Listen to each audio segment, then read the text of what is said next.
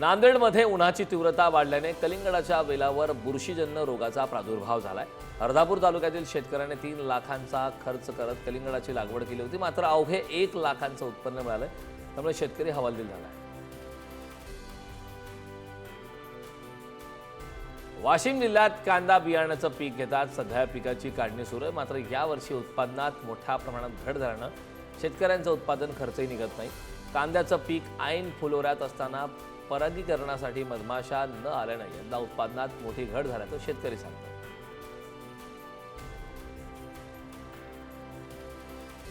पुण्याच्या मनसर कृषी उत्पन्न बाजार समितीत खरबुजाची आवक वाढली, मात्र दरात घसरण झाले। आठवडाभरापूर्वी 30 रुपये किलो असलेला भाव 10 ते 12 रुपये किलोपर्यंत खाली आला। यातून लागवडीवर केलेला खर्चही निघत नसल्यानं शेतकरी आर्थिक संकटात सापडले।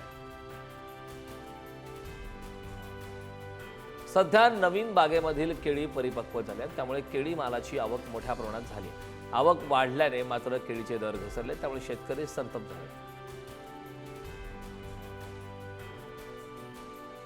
टोमॅटोची आवक बाजारपेठेत मोठ्या प्रमाणात झाल्यामुळे मागील 3 आठवड्यामध्ये दरात मोठी घसरण झाली। टोमॅटोला सध्या बाजारात सरासरी 700 ते 900 रुपयांचा भाव मिळत आहे।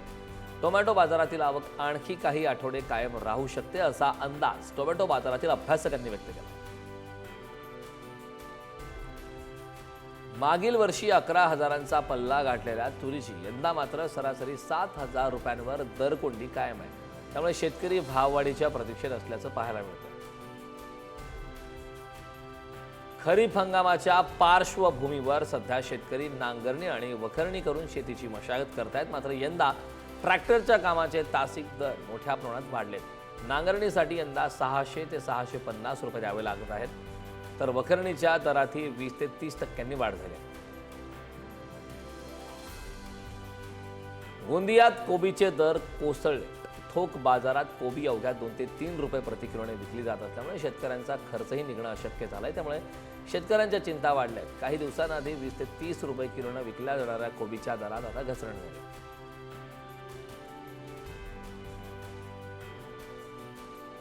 सुपारी व्यवसायातून रायगडच्या मुरुडमध्ये सद्यस्थितीत वार्षिक 30 कोटी रुपयांची उलाढाल होते। या परिसरात सर्वाधिक नारळ आणि सुपारीचं पीक आहे। सुपारीला परदेशात मागणी असल्यामुळे हा व्यवसाय तेजीत आहे। मुरुडचा सुपारी संघ येथील शेतकऱ्यांना आधारवर ठरला।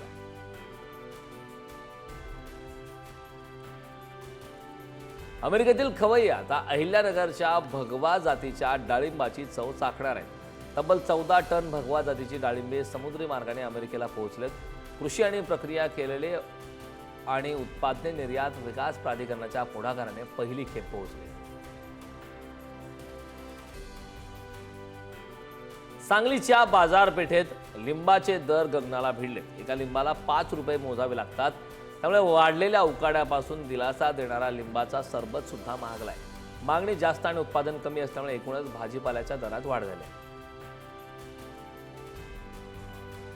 बाजारात तिळाची आवक स्थिरावल्यानं तिळाचे दरही स्थिरावलेत। सध्या तिळाला प्रति क्विंटल सरासरी 11,000 ते 13,000 रुपयांच्या दरम्यान दर मिळतोय, तर पुढील काही आठवड्यांमध्ये तिळाची आवक कमी होण्याची शक्यता आहे।